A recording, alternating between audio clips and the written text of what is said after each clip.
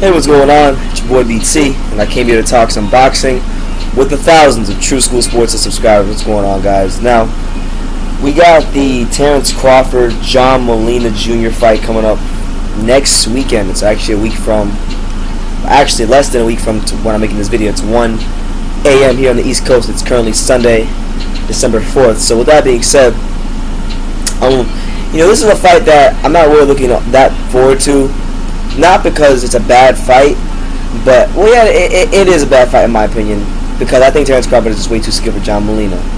But I'm making this video not from the Terence Crawford perspective, but from the Molina perspective. Now, when we look at Molina's career, we look at what he's been able to do. You gotta give him a lot of credit, because he's one of those guys in boxing who has been written off many times, who has been the underdog, who has beaten many guys that the powers that be in boxing had lots of plans for. Guys such as Mickey Bay, guys such as Ruslan Barvanikov. He also scored a very big win against Hank Lundy. So you got to give him his credit. He's got a solid resume.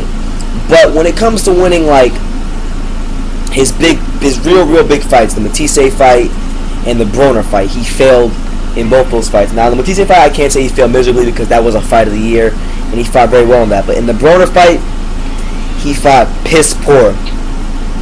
And this is his chance, fighting a guy in Crawford who I consider, and many consider, a top 5 fighter in boxing.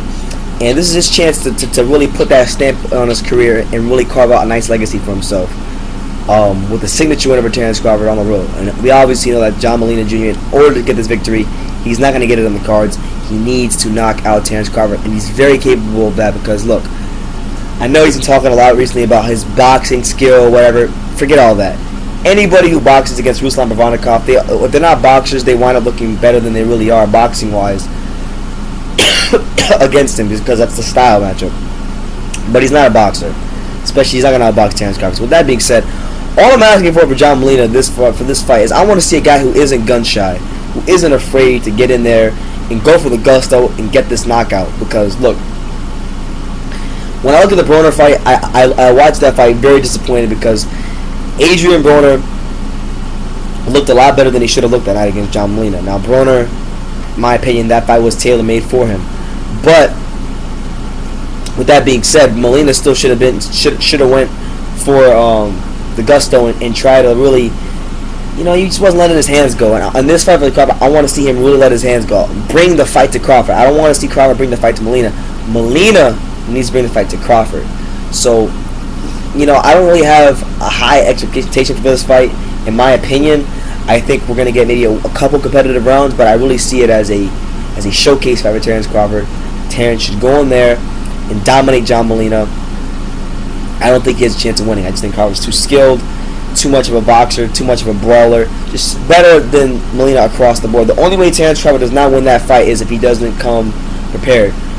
Or if Molina comes on December 10th and he comes with the mindset of, okay, I'm fighting one of the best fighters in the world, I got to go in there and I gotta go for the gusto and get this guy out of there. So we'll see, man. Molina's a big guy for 140, and he's looking for that signature win in his career. So I'm really rooting for him. I love when the underdogs win in boxing. It seldom happens, but when it does, man, it's great. So hopefully for Molina, he comes into this fight, and we don't get the same guy who was complaining in this post-fight interview about, his guy not training with him. Because Crawford, as good as Terence Crawford is, as skilled as he is, he's not Tevin Farmer, he's not Pernell Whitaker, he's not Lomachenko.